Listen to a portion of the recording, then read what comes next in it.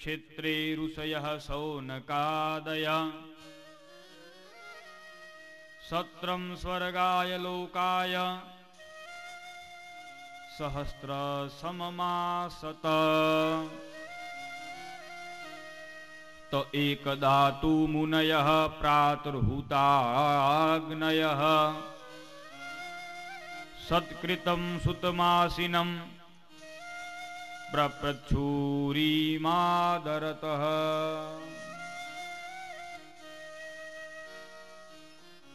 नैमिषारण्य क्षेत्र में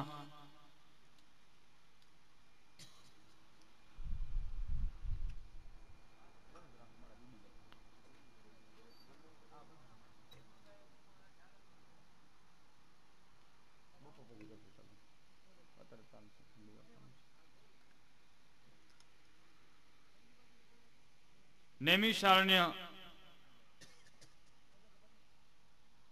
नामक विष्णु क्षेत्र में सौनक आदि ऋषि मुनिओ स्वर्गलोक ने प्राप्त करवा माटे थई हजारों वर्षों सुधी चाले एवा एक दिव्य यज्ञ नु आयोजन करे छे। ए ऋषिओनी सभा में वेद व्यासजीना प्रधान शिष्य एवा श्री सूत पुराणी नु आगमन थाय। सूत पुराणी नु पूजन करी बधा ज ऋषिओए एमने सुयोग्य आसन पर विराजमान कर्या अने आ बधा ज ऋषिओ वती सोनकजीए सूतजी महाराज ने लोक कल्याण करवानी इच्छाथी 6 प्रश्नों कर्या छे। आ 6 प्रश्नोना उत्तरों में आखे आखुं श्रीमद भागवत सूत महाराजे शौनक आदि ऋषि मुनिओ ने संभळाव्युं छे।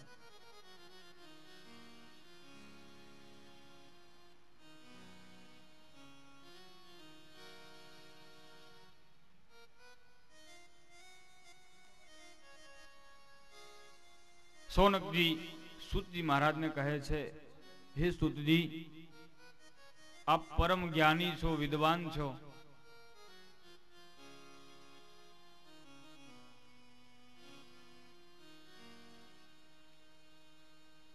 अमे सौ आपनी समक्ष एक आशा लेने आव्या छीए। अमारा मन में एक प्रश्न छे, कृपा करी एनु आप निवारण करो। सूत जी शांत चित्ते प्रश्नों सांभळे छे। सोनक जी प्रश्नों करे छे, हे आयुष्यमान बधा ज शास्त्रों पुराणों और गुरुजनों उपदेश में आपनी दृष्टिए जीवोनु परम कल्याण करनारू साधन कयुं छे? एवुं शुं साधन छे कि जेनुं आचरण करवाथी जीव मात्रनुं कल्याण थाय?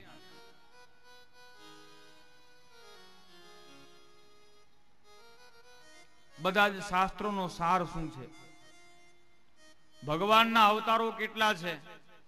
कया कया अवतारो छे? भगवान शा माटे अवतारो धारण करे छे? भगवान नी लीला अने भगवान ना यश नी कथा तमे अमने कहो। भगवान श्री विष्णुए देवकी ने वसुदेव ने त्यां जे अवतार धारण करेलो त्या कृष्णचंद्र अने बलभद्र स्वरूपे जे लीला करी एक कथानु पण विस्तृत अमारी समक्ष वर्णन करो। અને છઠ્ઠો પ્રશ્ન કર્યો છે કે ભગવાનના નિજધામ પધાર્યા બાદ, ભગવાનના સ્વધામ ગયા બાદ ધર્મ કોના શરણે ગયો? ધર્મ કમ શરણમ ગતઃ, ભગવાન પછી ધર્મએ કોનું શરણું લીધું? સુતજી શાંત ચિત્તે ઋષિ મુનિઓના પ્રશ્નોને સાંભળે. ઇતિ સંપ્રશ્ન હૃષ્ટો વિપ્રાણામ રોમહર્ષણિ પ્રતિપૂજ્યમ વચસ્તેષામ પ્રવક્તુમુપચક્રમે. શાંતિતે પ્રશ્નોને સાંભળે છે. એ પ્રશ્નોને સાંભળી પોતાના ગુરુ મહારાજનું સ્મરણ કર્યું છે અને સુતજીએ મંગલાચરણ કરી કથાનો આરંભ કર્યો છે. નારાયણમ નમસ્કૃત્યમ નરમ ચૈવ નરોત્તમં દેવીમ સરસ્વતીમ વ્યાસમ તતો જયમુદીરયેત.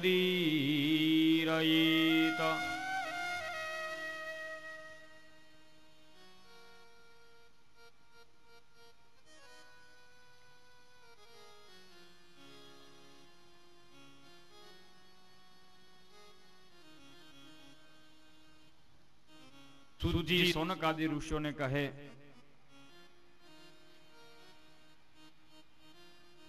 હે ઋષિ મુનિઓ, આપે મને જે પણ કઈ પ્રશ્નો કર્યા છે એ બધા જ પ્રશ્નો જગતના કલ્યાણ માટેના છે. આપના એ પ્રશ્નો સાંભળી હું ખૂબ જ આનંદિત થયો છું. હવે પ્રશ્નોનો ઉત્તર આપને આપું છું, એ તમે ધ્યાનથી સાંભળો. હે મુનિઓ, મનુષ્ય માટે સર્વશ્રેષ્ઠ ધર્મ એ જ છે કે જેના વડે ભગવાન શ્રી કૃષ્ણના ચરણોમાં કે ભગવાન પ્રત્યે નિષ્કામ ભક્તિ એના હૃદયમાં પ્રગટે. ભક્તિ તો ઘણાના હૃદયમાં હોય, પણ નિષ્કામ ભક્તિ કોઈના હૃદયમાં નથી હોતી. નિષ્કામ ભક્તિ કેવલ ભગવાનના કૃપા પાત્ર ભક્તોના હૃદયમાં જ સ્ફુરિત થાય છે.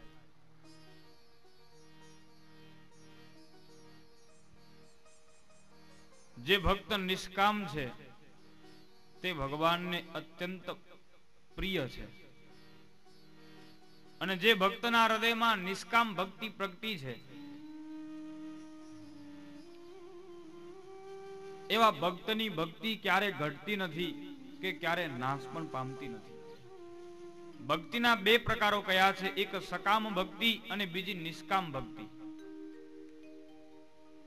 સકામ ભક્તિ છે એ નાશવંત છે, એનો ક્યારે નાશ થઈ જાય કઈ કહેવાય નહીં, પણ નિષ્કામ ભક્તિનો ક્યારે નાશ થતો નથી.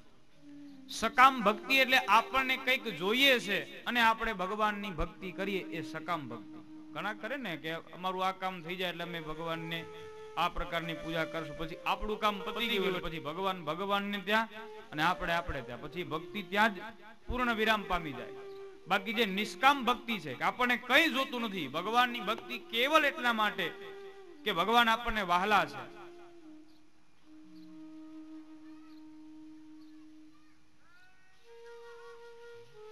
આ પ્રકારની જે નિષ્કામ ભક્તિ છે એ માણસના હૃદયમાં સ્ફુરિત થાય તો એનો ક્યારે પણ નાશ થતો નથી. એવી ભક્તિનો પણ નાશ થતો નથી, અને જે ભક્તએ આ પ્રકારની નિષ્કામ ભક્તિને પોતાના હૃદયમાં ધારણ કરી છે એ ભક્તનો પણ ક્યારે નાશ થતો નથી. ભગવદ ગીતામાં જ ભગવાને કહ્યું છે કે નમે ભક્ત પ્રણશ્યતિ, મારા ભક્તનો ક્યારે નાશ થતો નથી, એ અમર બની જાય છે. મારા એનું નામ અમર બની જાય છે. જેણે ભગવાનની નિષ્કામ ભક્તિ કરી, જેણે ભગવાનની સાથે પ્રેમ કર્યો, જેણે ભગવાનને સ્નેહ કર્યો,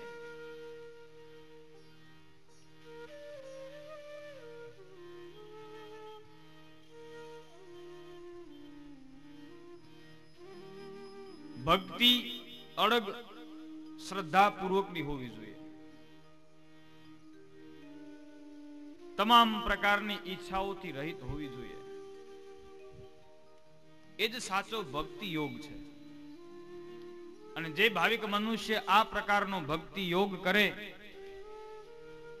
એને પરમ આનંદની પ્રાપ્તિ થાય છે.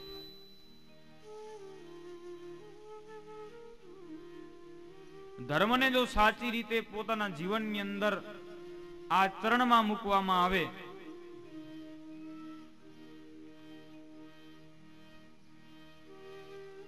તો એના દ્વારા ભગવાનની કથા પ્રત્યે પ્રીતિ જાગે છે.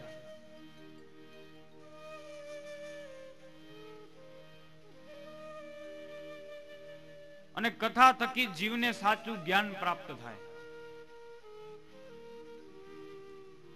જીવનનું ધ્યેય સત્ય છે, પરમાત્મા છે. માનવ જીવનની પ્રાપ્તિ પરમાત્મા માટે છે.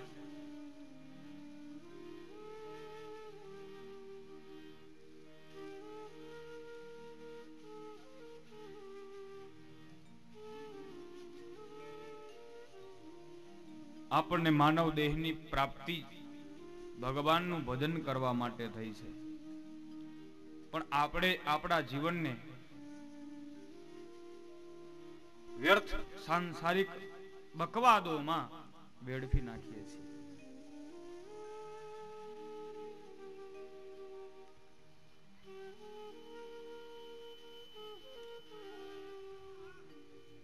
માણસના હૃદયમાં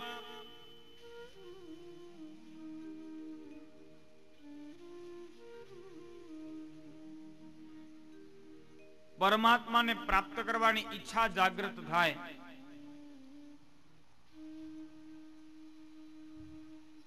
ભગવાનની ભક્તિ કરવાની ઈચ્છા જાગૃત થાય,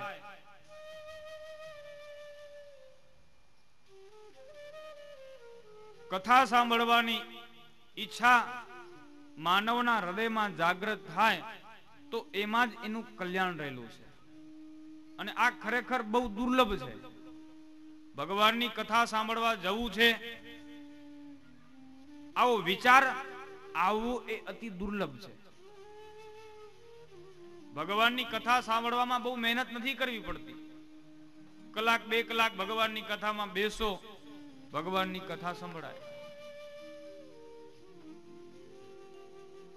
પરંતુ ભગવાનની કથામાં જવું જોઈએ કથા સાંભળવા માટે.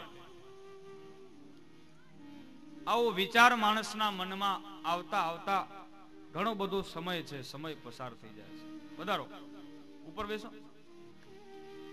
આપણી વચ્ચે ભુજથી પૂજ્ય કાંતિભાઈ ગોર કારણ,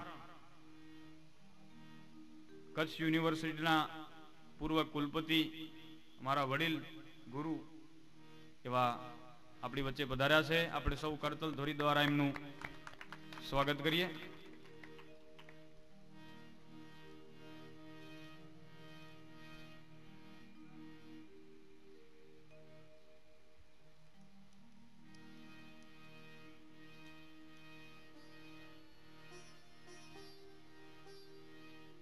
જીવનનું ધ્યેય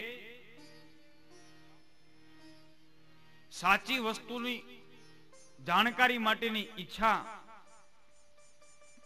પ્રાપ્ત થાય એમાં રહેલું છે.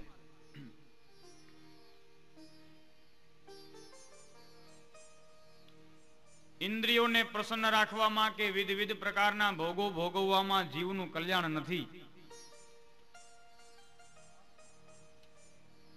જીવનું કલ્યાણ ભક્તિના માર્ગે છે. મહારાજ,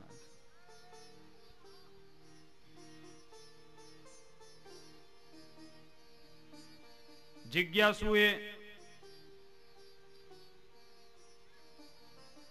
ભક્તિને બળ આપવા માટે થઈ એકાગ્ર મનથી નિત્ય શ્રવણ, કીર્તન, ધ્યાન અને પૂજન કરવું જોઈએ. આ પ્રત્યેક બાબતો છે એ ભક્તિને પોષણ આપે છે, ભક્તિને બળ આપે છે. ભગવાનની કથા સાંભળીએ એટલે પરમાત્મા તત્વ વિશેની આપણને જાણકારી પ્રાપ્ત થાય. ભગવાન કોણ છે, કેવા છે, ભગવાનનું ચરિત્ર કેવું છે, ભગવાને કેવી કેવી લીલાઓ કરી, ભગવાનનો સ્વભાવ કેવો છે, આ બધું આપણને કથા દ્વારા જાણવા મળે. એના દ્વારા આપણે ભગવાનને જાણી અથવા તો ભગવાન વિશે જાણી અને આપણા મનમાં અથવા તો આપણને ભગવાનને પ્રાપ્ત કરવાની ઈચ્છા જાગૃત થાય. નિત્ય કથાનું શ્રવણન કરવું જોઈએ. શ્રવણની સાથે સાથે કીર્તન પણ જરૂરી છે. કીર્તન એટલે ભગવાનના નામનું સ્મરણ કરી અન્ય સાધને સાથે લઈ ઉચ્ચ સ્વરે નામ સ્મરણ ભગવાનનું કરવામાં આવે. કેવળ આટલી જ કીર્તનની વ્યાખ્યા નથી. કીર્તન એટલે ભગવાનના ગુણગાન ગાવા,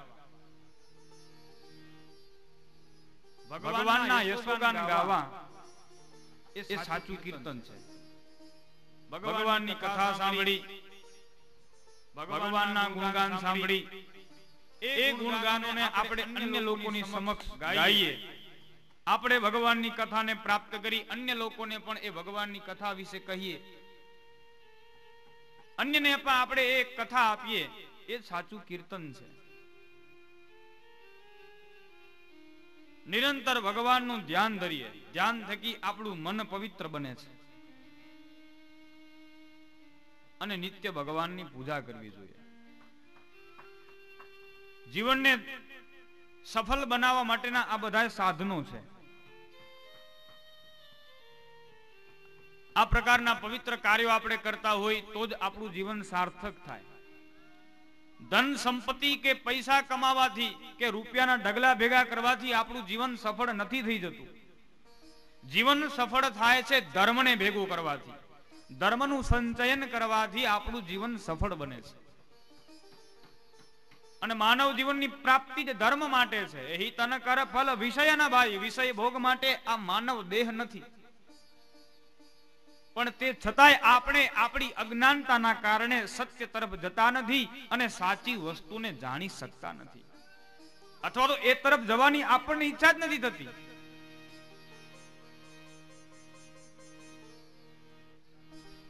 ચહુઓરથી આપણને એટલી બધી મલિનતા પ્રાપ્ત થાય છે કે આપણું મન પણ મલિન બની જાય અને પછી આપણું મન એ મલિન વિષયો તરફ જ જવા માટે પ્રેરિત થાય છે.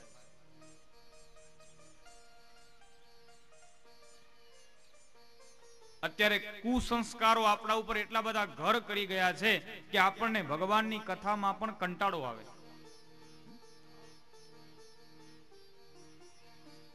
4 કલાક ટીવી ની સામે બેસવું હોય તો એમના આમ બેઠા હશું. વ્યર્થ સાંસારિક વાતો માટે ખોટા કોઈ જગ્યાએ મેળાવા કરવા હશે તો 4-5 કલાક કેમ નીકળી જશે આપણને ખબર નહીં પડે. પણ કથામાં બેસતું એટલે ઘડી ઘડી આપણે ઘડિયાળ સામું જોવું પડશે. થોડી વાર થાય ત્યાં ઘડિયાળ સામું જોશું કે ક્યારે 12 વાગે ને ક્યારે મહારાજ કથાને વિરામ આપે.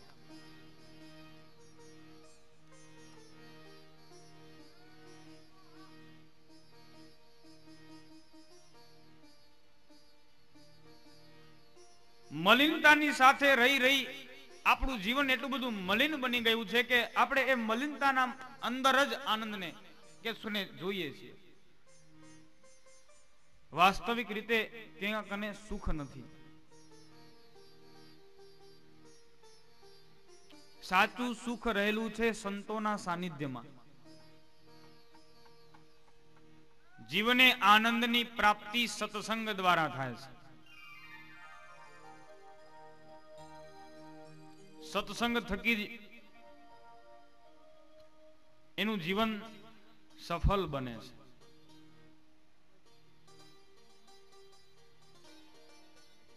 એ સત્સંગ ક્યારે પ્રાપ્ત થાય? ભાગવતમાં કહ્યું છે, પવિત્ર તીર્થોના સેવન દ્વારા જીવને સત્સંગ મળે. તીર્થયાત્રા કરીએ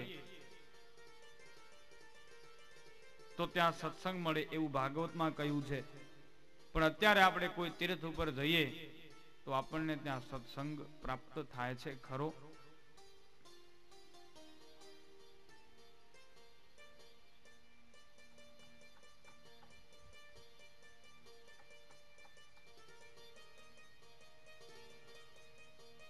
તીર્થયાત્રા કરવા છતાંય જીવને સત્સંગ મળતો નથી. એનું એક કારણ છે કે જીવ તીર્થયાત્રા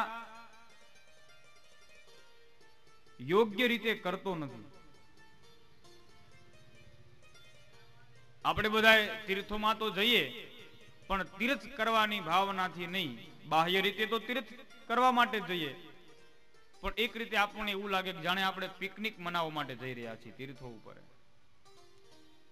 ફરવા માટે જઈ રહ્યા છીએ.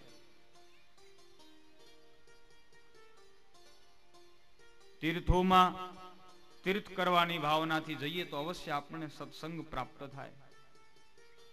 તીર્થમાં જાઓ તો તીર્થમાં થોડા દિવસો રોકાવો એવું કહ્યું છે આપણા શાસ્ત્રોમાં. કોઈ પણ તીર્થમાં જાઓ એટલે ઓછામાં ઓછું 3 દિવસ તો ત્યાં કને રોકાવો. ત્યાં જે મહાપુરુષો હોય, સાધુ સંતો હોય, વિદ્વતજનો હોય, એમની સાથે જ્ઞાન ગોષ્ઠી કરો, ચર્ચા વિચારણા કરો, સત્સંગ કરો. તીર્થમાં જઈ અને સાંસારિક વાતો ન કરો.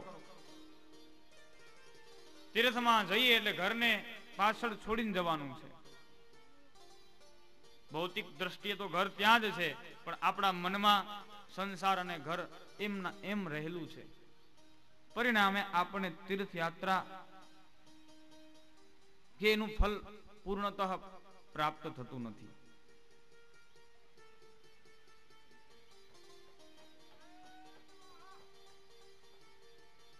યોગ્ય રીતે શુદ્ધતા પૂર્વક જીવ તીર્થયાત્રા કરે તો એ તીર્થયાત્રા દ્વારા એને સત્સંગની પ્રાપ્તિ થાય.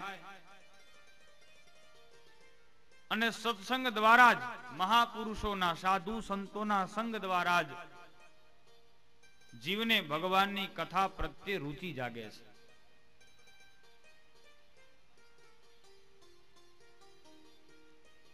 કથા પ્રત્યે રુચિ જાગે એટલે પછી પરિણામે જીવને ધર્મ પ્રત્યે શ્રદ્ધા જાગે.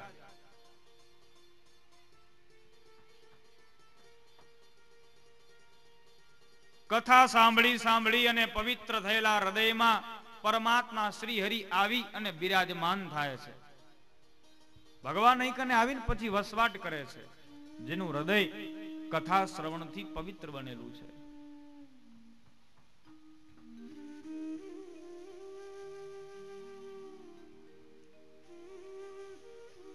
નિત્ય ભગવાનની કથા સાંભળવાની આદત અને ભક્તોના સહવાસથી વાસનાનો અંત આવે છે. ભક્ત પુરુષોની સાથે રહીએ, સારા માણસોનો સંગ કરીએ, જેથી કરી આપણી વાસનાઓ મટે.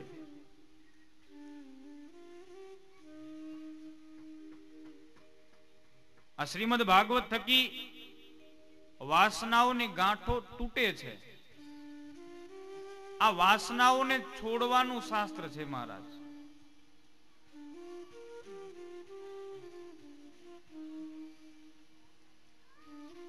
નિરંતર ભક્તોનો સંગ કરીએ,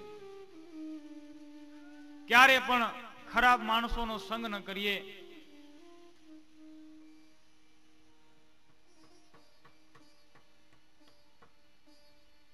અધર્મી માણસો સાથે આપણે વ્યવહાર ન રાખીએ. જે જીવને પરમાત્મા પ્રત્યે અધિક પ્રીતિ છે, જેને નિરંતર સત્સંગ જ ગમે છે, એ જ મનુષ્ય પોતાનું કલ્યાણ કરી શકે છે મહારાજ.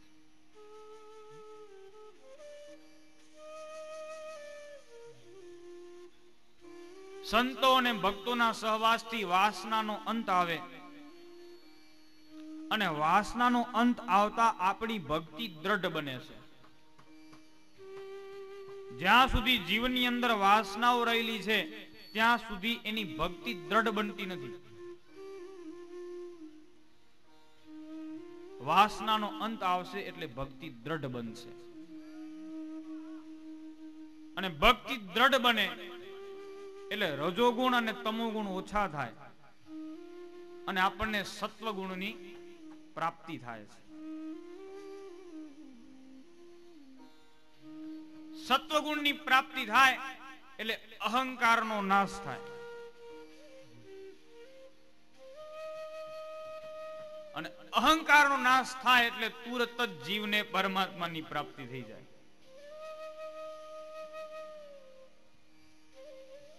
એને પરમ તત્વની પ્રાપ્તિ થઈ જાય. જ્યાં સુધી જીવની અંદર અહંકાર રહેલો છે, અહંભાવ રહેલો છે, ત્યાં સુધી પરમાત્મા એનો સ્વીકાર કરતા નથી. અહંકારથી મુક્ત થઈએ.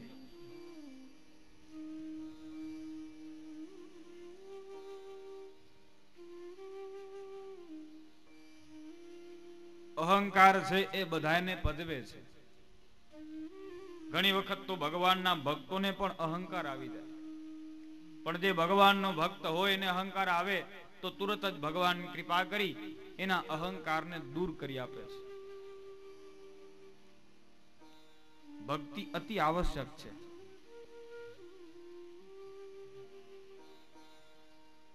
જીવને શિવને એક થવામાં એક અહંકાર જ નડતર રૂપ છે એવું સંતો અને શાસ્ત્રો કહે છે.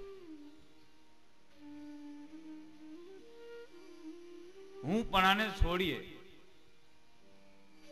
સરળ બનીએ, સાત્વિક બનીએ.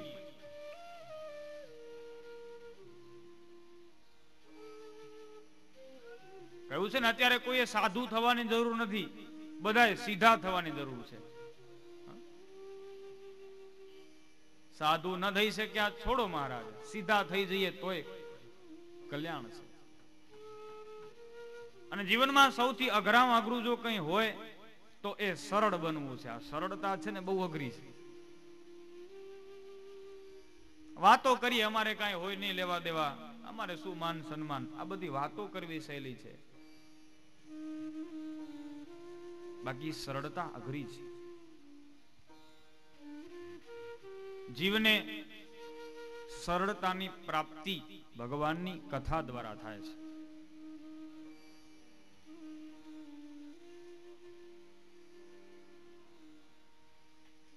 જેનો અહંકાર દૂર થાય એને ભક્તિ યોગની પ્રાપ્તિ થાય. એને ભક્તિ યોગ સાધ્યો એમ આપણે કહી શકીએ.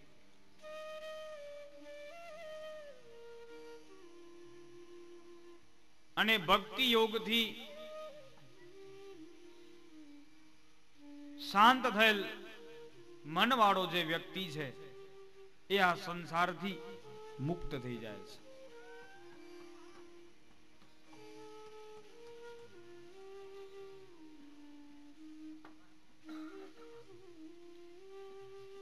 પ્રત્યેક ભાવિક જનોએ ખૂબ જ તન્મય થઈ, શ્રદ્ધા ભક્તિ સભર થઈ અને આ ભાગવત કથાનો મધુર સાર ગ્રહણ કરવું જોઈએ.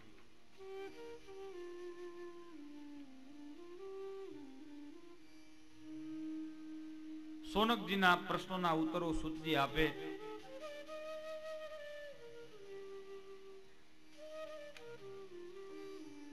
ભગવાનની લીલા અને ભગવાનના યશ વિશે સૂતજી કહે છે. ભગવાન 3 પ્રકારે લીલા કરે. એક સર્વના નિયંતા ભગવાનની નિયમરૂપ લીલા. બીજી ભગવાન જે અનેક રૂપોને ધારણ કરે એ ભગવાનની બહુરૂપ લીલા. અને તૃતીય ક્રમાંકે જગતમાં વ્યાપી જઈ ભોગ ભોગવનાર ભગવાનની ભોગ લીલા. ભગવાન દેવ મનુષ્ય પશુ પંખી આદિ રૂપે લીલા કરે છે અને એના ભક્તોનું લાલન પાલન કરે છે. પરમાત્મા એ સર્વજ્ઞ છે, સર્વશક્તિમાન છે.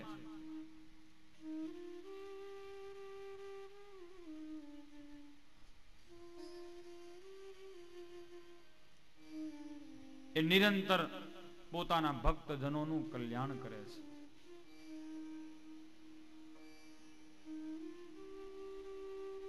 છઠ્ઠા પ્રશ્નનો ઉત્તર આપતા સૂતજી સૌનક આદિ ઋષિઓને કહે, હે ઋષિઓ, તમે સૌ ખરેખર ખૂબ ભાગ્યશાળી છો.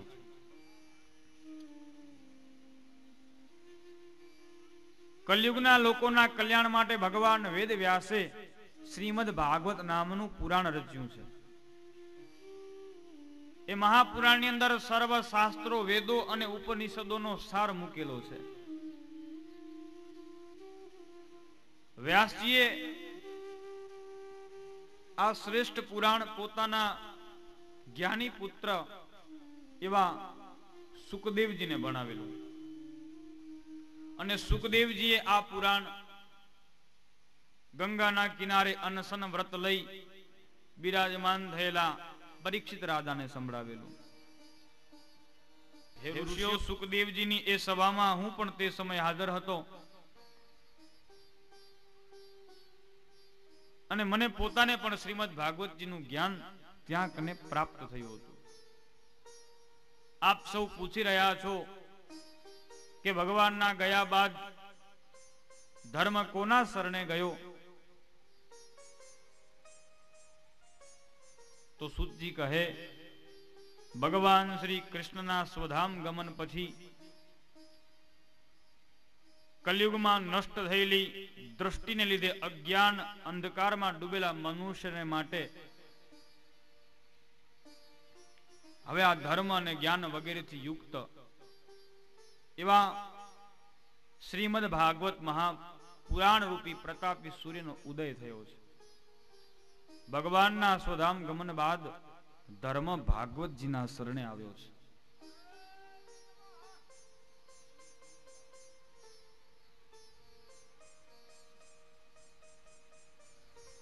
તત્પશ્ચાત પ્રથમ સ્કંદના 3 અધ્યાયમાં ભગવાનના 24 અવતારોની કથા કહી છે. પ્રથમ ભગવાનનું મૂળ સ્વરૂપ એના દર્શન કરાવ્યા.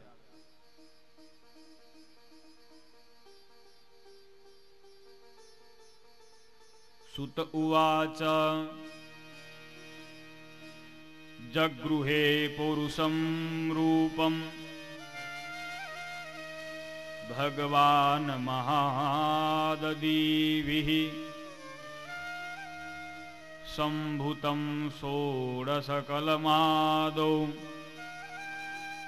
લોકશિશ્રુક્ષયા.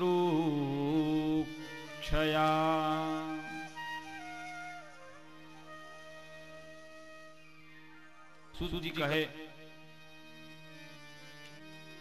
પ્રથમ લોકોનું સર્જન કરવાની ઈચ્છાથી ભગવાને મહતત્વ, અહંકાર અને 5 તન્માત્રાઓથી ઉત્પન્ન કરેલું તેમજ 11 ઇન્દ્રિયો અને 5 ભૂતો રૂપી 16 અંશવાળું પુરુષનું રૂપ ધારણ કરી અને ભગવાન શ્રી હરિ સમુદ્રના જળમાં શયન કરતા હતા. તે સમયે ભગવાનની નાભી કમલમાંથી બ્રહ્માજીનું પ્રાગટ્ય થયું. આ ભગવાનનું મૂળ સ્વરૂપ બતાવ્યું છે. શાંતાકારમ ભુજંગ શયનમ પદ્મનાભમ સુરેશમ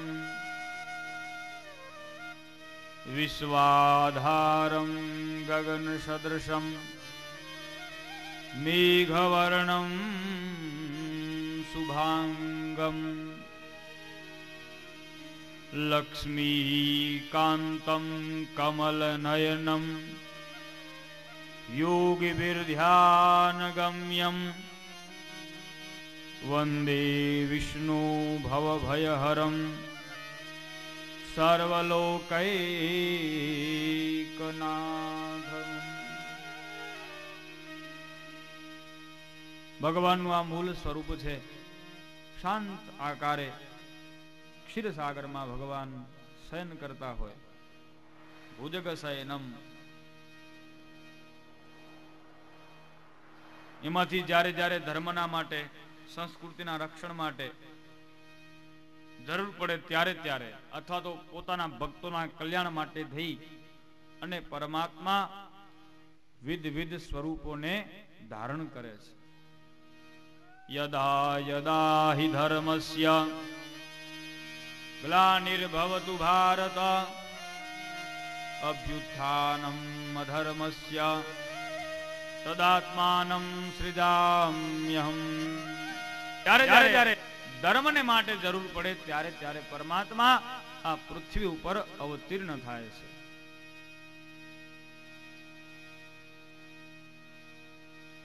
ભગવાનના 24 અવતારોની કથા બતાવી. એ બધી જ કથાઓ ક્રમશઃ આપણે ભગવાનના અવતારો થતા આવે એ પ્રકારે શ્રવણ કરતા આવશું. વેદ વ્યાસજી આગળ કથા કહે. વ્યાસ ઉવાચ ઇતિ બ્રિવાણમ સસ્તુય મુનિનામ દીર્ઘસત્રીણામ વૃદ્ધઃ કુલપતિઃ સૂતમ બહુવૃચઃ સોનકો બ્રવીત. વ્યાસજી ભાગવતજીમાં લખે, સૂતજી આ પ્રમાણે સૌનક આદિ ઋષિઓને કથા કહે. 24 અવતારોની કથા કહી. જીવ માત્રનું કલ્યાણ શેમાં છે, જીવનની મહત્તા બતાવી અને ભાગવતજીના મહાત્મયનું વર્ણન કર્યું સૌનક આદિ ઋષિઓ સમક્ષ. એટલે પછી સૌનકજી સૂતજીને કહે છે કે હે મહાભાગ્યશાળી સૂતજી, આપ વક્તાઓમાં શ્રેષ્ઠ છો. ભગવાન શ્રી સુખદેવજીના મુખેથી આપે સ્વયં શ્રીમદ ભાગવતની પવિત્ર કથા સાંભળી છે. તો આ કથા કયા યુગમાં થઈ, કયા સ્થળે થઈ, શા માટે થઈ, વ્યાસજીએ આ પુરાણની રચના શા માટે કરી, પછી આ કથાનો આ મહાપુરાણનો પ્રચાર પ્રસાર કઈ રીતે થયો, પરીક્ષિત રાજાએ શા માટે કથા સાંભળવાની જરૂર પડી, આ બધું જ વૃત્તાંત તમે અમને વિસ્તારથી કહો. સૌનક ઋષિના પ્રશ્નો સાંભળી અને પછી સૂતજી કથા કહે છે. એ ઋષિઓ, હવે પ્રથમ હું આપને કહું છું કે શ્રીમદ ભાગવતની રચના કઈ રીતે થઈ એ આપ સૌ ધ્યાનથી સાંભળો. એક સમયે યુગનું પરિવર્તન થતા ત્રીજો દ્વાપર યુગ આવ્યો. તે સમયે પારાશર ઋષિના પુત્ર શ્રી વેદવ્યાસજી પોતાના આશ્રમ ઉપર બિરાજમાન હતા.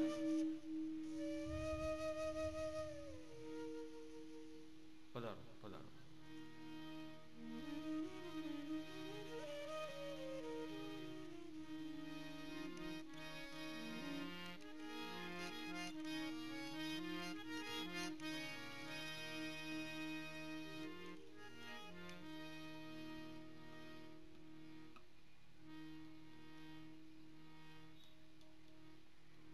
મહર્ષિ વેદવ્યાસજી પોતાના આશ્રમ ઉપર બિરાજમાન છે. એક સમયે સૂર્યનો ઉદય થયો એટલે પ્રાતઃ કાલે સરસ્વતી નદીમાં સ્નાન કરી પવિત્ર થઈ સંધ્યા વંદન, ભગવાનની પૂજા આદિ કાર્યો સંપન્ન કરી અને સરસ્વતી નદીના તટ ઉપર બિરાજમાન થયા.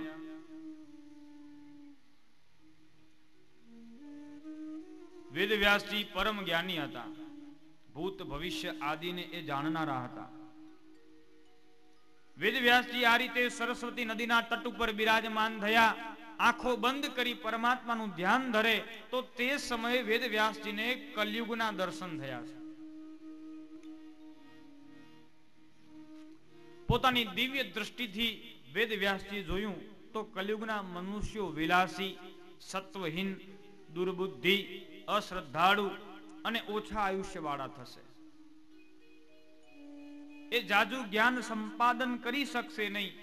આમ વિચારી એ કલયુગના મનુષ્યોને સરળતાથી જ્ઞાનની પ્રાપ્તિ થાય એ હેતુથી વેદવ્યાસજીએ વેદોનું વિભાજન કર્યું. પ્રથમ એક મૂળ ઋગ્વેદ, એના 4 ભાગ કર્યા અને આપણને વેદવ્યાસજીએ 4 વેદ આપ્યા. ઋગ્વેદ, યજુર્વેદ, સામવેદ અને અથર્વવેદ. વેદવ્યાસજીનું મૂળ નામ કૃષ્ણ દ્વૈપાયન છે. પણ વેદોનો વિસ્તાર કર્યો એટલે ત્યારથી એ વેદ વ્યાસજી તરીકે વિખ્યાત થયા. વેદોનું વિભાજન કર્યું તે છતાંય વ્યાસજીને વળી મનમાં શંકા થઈ કે આ વેદોનું જ્ઞાન પણ ક્યાં કલિયુગના મનુષ્યો પ્રાપ્ત કરશે, એ ઓછી બુદ્ધિવાળા હશે. વેદો ઉપરથી જ એમણે પુરાણોની રચના કરી, 17 પુરાણોની રચના કરી. પુરાણો છે એ વેદોનું જ ભાષ્ય છે. સ્ત્રી શૂદ્રો આદિ એ પુરાણોને પણ નહીં સમજી શકે આમ વિચાર કરી મહર્ષિ વેદવ્યાસે મહાભારત નામક દિવ્ય ધર્મ ગ્રંથની રચના કરી.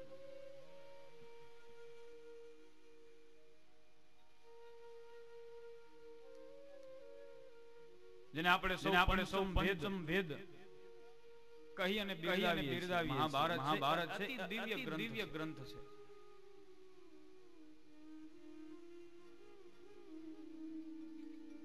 પણ આપણા મનમાં મહાભારત પણ એક ખોટી ગેરમાન્યતા.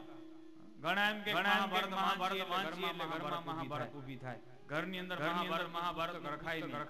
આવી ખોટી ગેરમાન્યતા અંધશ્રદ્ધા છે. હકીકતમાં જે મહાભારત ગ્રંથ હોય, મહાભારત કથા હોય, ઘરમાં મહાભારત ઊભી થાય જ નહીં.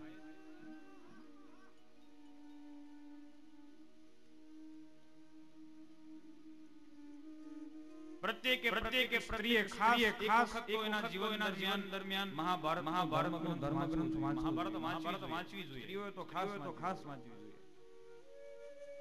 આમ તો બધાય વાંચવી જોઈએ. એ અતિ દિવ્ય છે મહાભારત છે.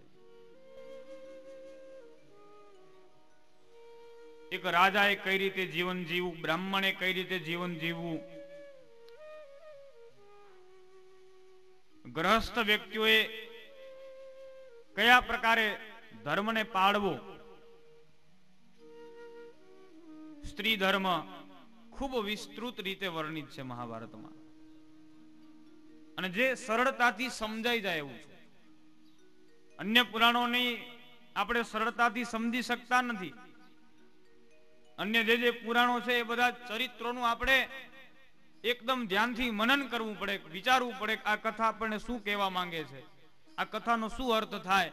પણ મહાભારતમાં તો એકદમ સરળતાથી આપણને બધાને સમજાઈ જાય એ રીતે બધી જ કથાઓ વર્ણિત છે. કલિયુગના મનુષ્યોએ અવશ્ય મહાભારતનું સાનિધ્ય લેવું જોઈએ. એ મહાભારતની પણ રચના વેદ વ્યાસજી કરી. બીજા પણ ઘણા બધા શાસ્ત્રો એમણે રચ્યા.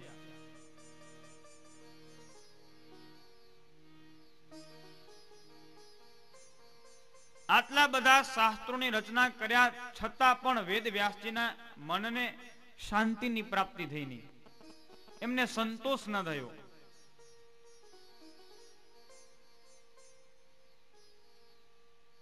એ વિચારવા લાગ્યા કે હજી આ જેટલું સાહિત્ય મેં તૈયાર કર્યું એ સાહિત્ય અધૂરું છે. ફક્ત આટલા સાહિત્ય દ્વારા જ કલિયુગના જીવોનું કલ્યાણ નહીં થાય. હજી પણ કંઈક ખૂટે છે. શું કરું કે કલિયુગના જીવોનું કલ્યાણ થાય?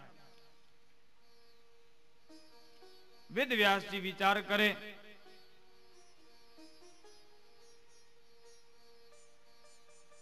મારાથી કંઈક કાર્ય અધૂરું રહી ગયું છે, મારે હજી કંઈક વધારે વિશેષતઃ કરવું જોઈએ.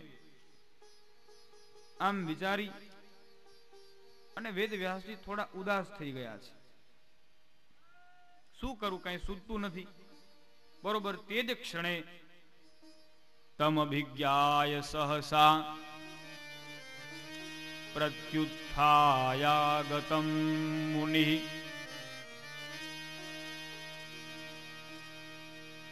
એક અને નારદજીનું આગમન થયું. વેદ વ્યાસજી ખૂબ રાજી થયા.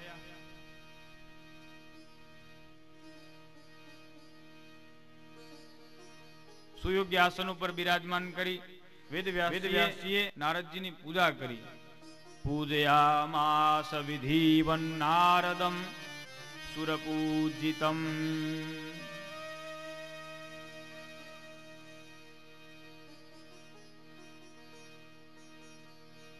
अथ तं सुखमासीनम् उपासीनं बृहच्छ्रवाः देवर्षि प्राह विप्रर्षि वीणापाणि स्मयन्निव।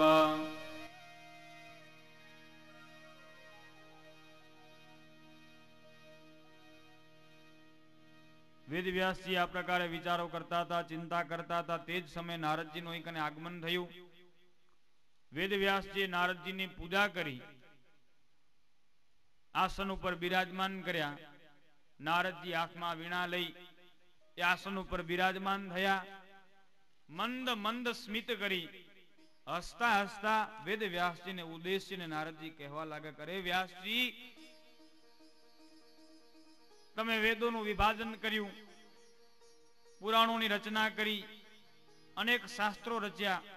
હું તો તમને અભિનંદન દેવા માટે આવેલો, અને તમે શું એક મોઢું લટકાવીને બેઠા છો? કોઈ ચિંતા છે? કઈ તકલીફમાં છો?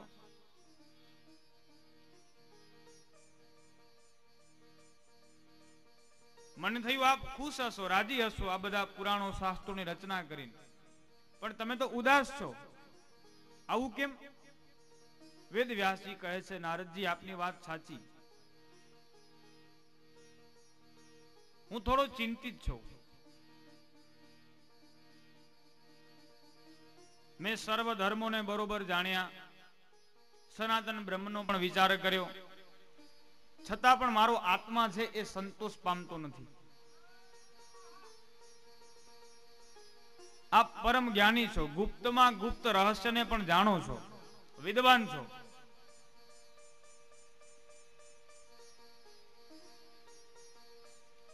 મને એવું લાગે છે કે મારામાં કંઈક અપૂર્ણતા છે. વેદવ્યાસજી કહ્યું નારદજીને, મારામાં કંઈક ખામી છે, કંઈક ત્રુટિ છે. આપ કૃપા કરી અને મને મારી ભૂલ બતાવો. મારામાં જે અપૂર્ણતા હોય એ અપૂર્ણતા બતાવો. બહુ ઓછા મનુષ્યો હોય છે કે જેમને પોતાની ભૂલ દેખાય, બાકી બધા જ માણસો બીજાની જ ભૂલોને નિરંતર શોધતા હોય છે. જે ભગવાનના ભક્ત હોય, જ્ઞાની હોય, સદપુરુષો હોય, એને જ પોતાની ખામી અને પોતાની ભૂલો દેખાય છે. બાકી મનુષ્ય માત્ર પોતાની ભૂલ સામું કે પોતાની ત્રુટિઓ સામું જોતો નથી, એ નિરંતર બીજાની ભૂલોને જ શોધે છે. જેના ઉપર ભગવાનની કૃપા ઉતરે ને એને પોતાની ભૂલ દેખાય. કૃપા ભઈ તબ જાનીએ જબ દિખે અપનો દોષ.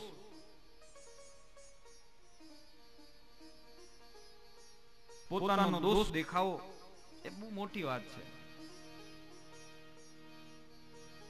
કોઈ કહ્યું ને, બીજાની ભૂલો શોધવા માટે બુદ્ધિ જોઈએ, મગજ જોઈએ, પણ પોતાની ભૂલોને શોધવા માટે કે પોતાની ભૂલોને સ્વીકારવા માટે કાળજું જોઈએ, હૃદય જોઈએ.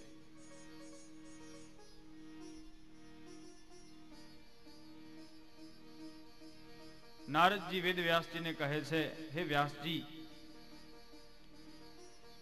આપ તો નારાયણના અવતાર છો. આપથી કોઈ ભૂલ કઈ રીતે થાય? તમે તો જ્ઞાની છો. મહાભારત જેવા દિવ્ય ધર્મગ્રંથનું પણ આપે નિર્માણ કર્યું છે.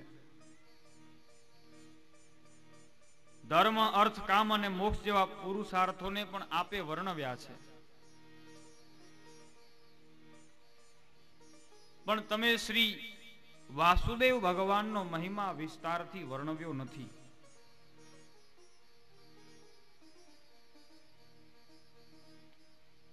આપણે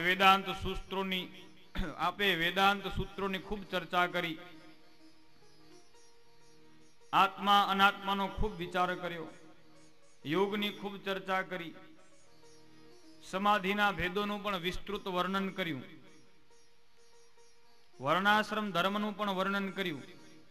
પરંતુ ધર્મ, જ્ઞાન અને યોગ એ સર્વના આધાર ભગવાન શ્રી કૃષ્ણની લીલા કે ભગવાનની કથા આપણે કહી નથી. ભગવાનના યશોગાનનું આપે વર્ણન કર્યું નથી. તમે ભગવાનનો નિર્મલ યશ પ્રેમ પૂર્વક વર્ણવ્યો નથી.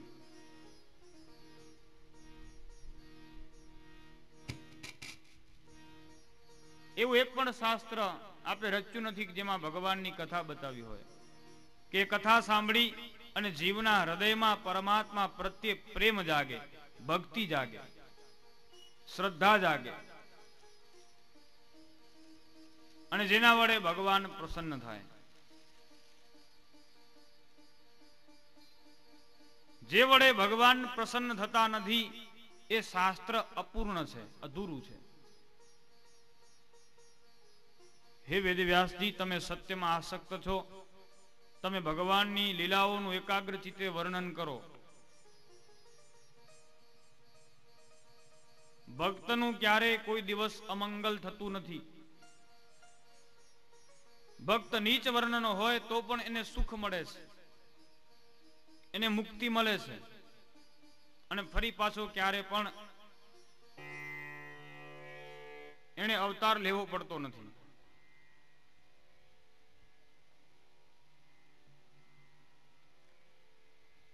આપ નારાયણના અવતાર છો અને કલયુગના જીવોના ઉદ્ધાર માટેથી આપ અવતરિત થયા છો.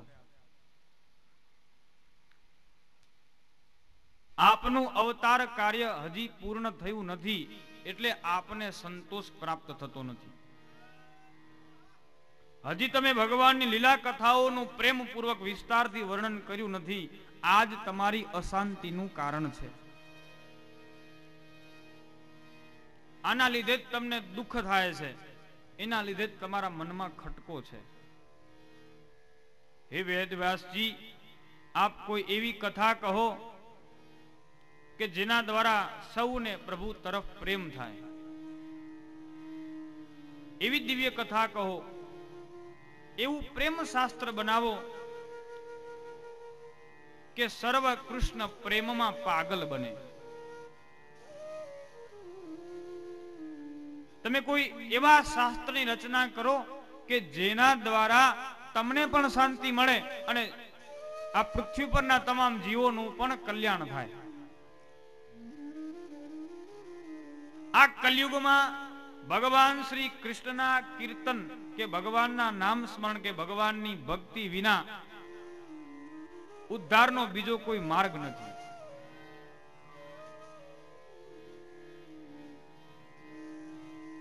આપ પરમાત્માની લીલા કથાનું વર્ણન પ્રેમપૂર્વક કરો.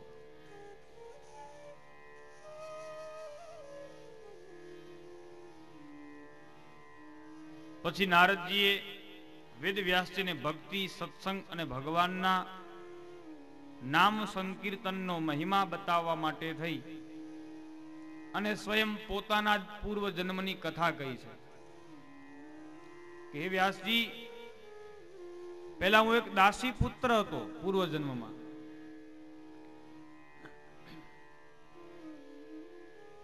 પણ ભાગ્યોગે મને સત્સંગ પ્રાપ્ત થયો, સંતોનું સાનિધ્ય મળ્યું અને એ સંતો પાસેથી મને પરમાત્મા પ્રત્યેની ભક્તિ પ્રાપ્ત થઈ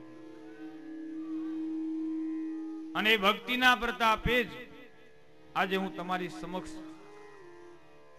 દેવર્ષિ તરીકે વિદ્યમાન છું.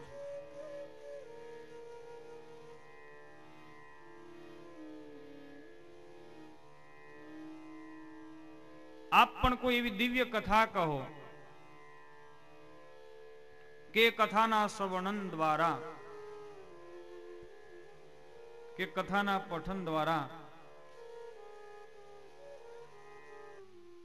જીવને પરમાત્મા પ્રત્યેની ભક્તિની પ્રાપ્તિ થાય.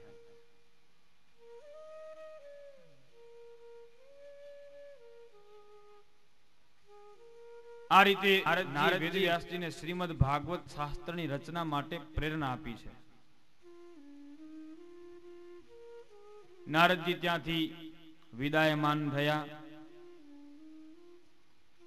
નિર્ગતે નારદે સૂત ભગવાન બાદરાયણ શ્રુતવાંસ્તદ્ભિપ્રેતમ તતઃ કિમ કરોદ વિભુઃ. સોનકજી સુતજીને પૂછા કરે, નારદજીના ગયા બાદ વેદ વ્યાસજીએ શું કર્યું? સુતજી કહે, નારદજીના ગયા પછી વ્યાસજી સમાધિસ્થ થયા ત્યારે તેમની આંતરદૃષ્ટિ ખુલી ગઈ. ભાગવત ભગવાનનો સાક્ષાત્કાર થયો અને ત્યારબાદ તેમણે બાલકૃષ્ણ ભગવાનની લીલાઓનું વર્ણન કર્યું અને શ્રીમદ ભાગવત ધર્મ ગ્રંથની રચના કરી.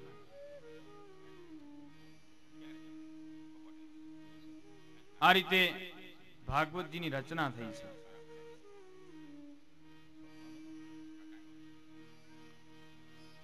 થોડીક ક્ષણો આપણે ભગવાનના નામનું સ્મરણ કરીએ. ત્યાં સુધી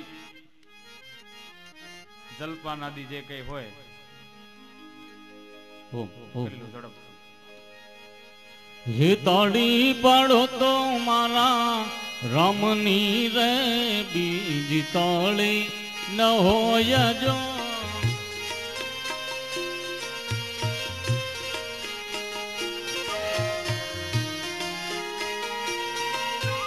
વાતો કરો તો સત સંગની રે, બીજી વાતો ન હોય જો.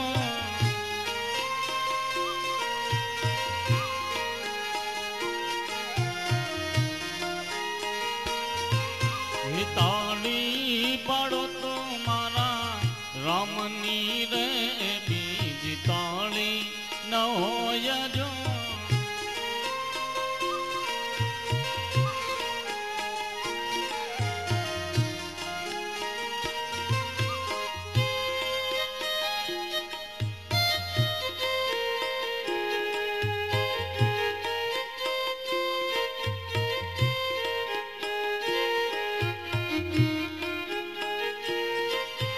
બાળપણ માં ઘણો ફેર છે રે, બાળપણ કોને કહેવાય જો. બાળપણ માં ઘણો ફેર છે રે, બાળપણ તેને કહેવાય જો. બાળપણ માં ધ્રુવ ને ભગવાન મળ્યા રે, બાળપણ એને કહેવાય જો.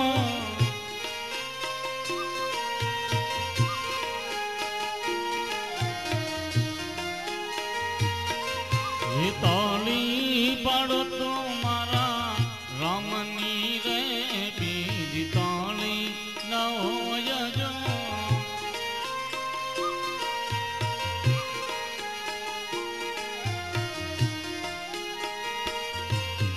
વાતો કરો તો સત સંગની રે, બીજી વાતો ન હોય જો.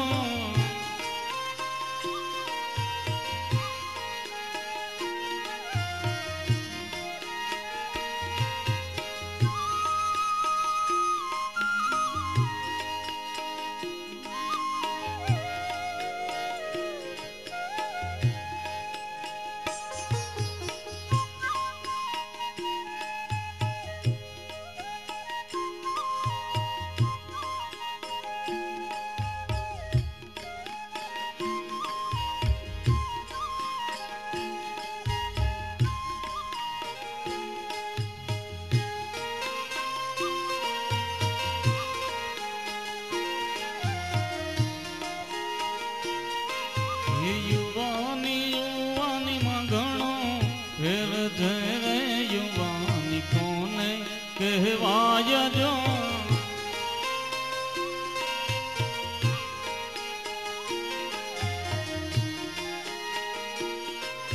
યુવાની મમીરા બાઈન શ્યામ મળ્યા રે, યુવાની એને કહેવાય જો.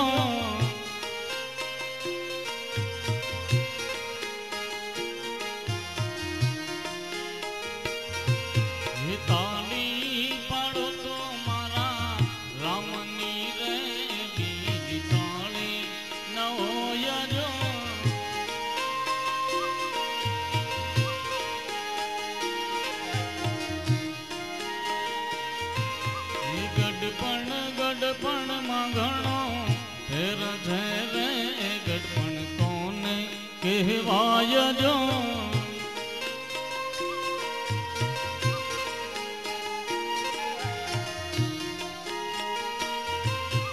ગઢપણમાં સબરી બાઈને રામ મળ્યા રે ગઢપણ એને કહેવાય જો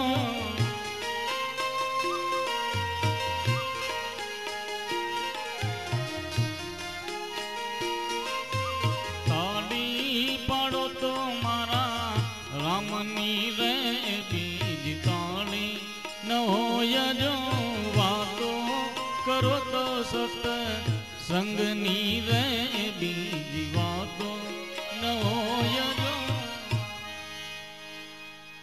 બોલે ભક્તવત્સલ ભગવાન કી.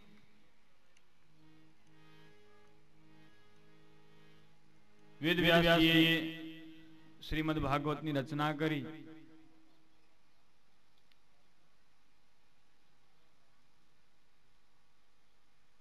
પછી પોતાના પુત્ર સુખદેવજીને એમણે ભાગવત ભણાવ્યું છે.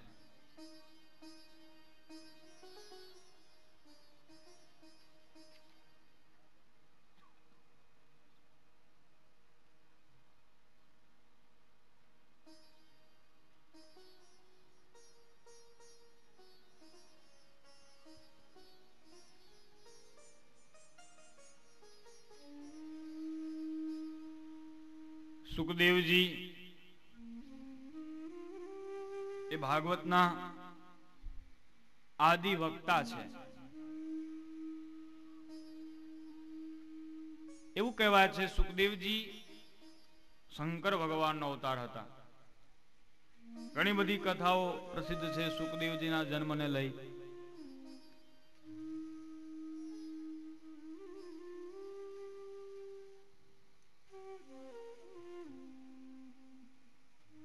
જન્મતાની સાથે જ એમને વૈરાગ્ય પ્રાપ્ત થયેલો. યમ પ્રવ્રજંતમનુપેતમપેત કૃત્યમ દ્વૈપાયનો વિરહ કાતર આજુહાવ પુત્રેતિ તન્મયતયામ તરવોભિનેદુ સ્તં સર્વભૂતહૃદયં મુનિમાનતોસ્મિ. 12 વર્ષ સુધી માતાના ઉદરમાં રહેલા સુખદેવજી. ભગવાને જ્યારે એમને માતાના ઉદરમાં દર્શન આપી વચન આપ્યું કે આપનો જન્મ થશે અને જન્મ બાદ આપને આ સંસારની માયા લોપશે નહીં, ભગવાને આવી ખાતરી આપી. તત્પશ્ચાત સુખદેવજી માતાના ઉદરમાંથી બહાર આવ્યા છે અને જન્મતાની સાથે જ માતા પિતાને વંદન કરી જંગલની વાટે નીકળી પડ્યા છે.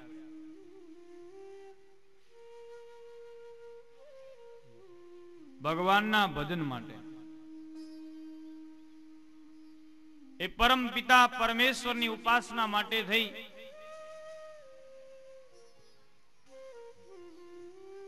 જન્મતાની સાથે જ સુખદેવજી જંગલ તરફ વન તરફ પ્રયાણ કરે.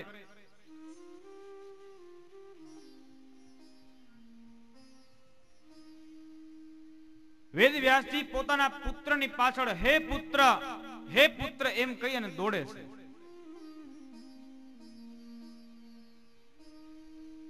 વેદ વ્યાસજી પરમ જ્ઞાની છે. એ પુત્રના સ્નેહ કે પ્રેમમાં આકુલ વ્યાકુલ બની અને પુત્રની પાછળ દોડતા નથી, પણ વેદવ્યાસજી જાણે છે કે એમનો પુત્ર પરમહંસ છે. સુખદેવજીનું અવતીર્ણ ભાગવતજી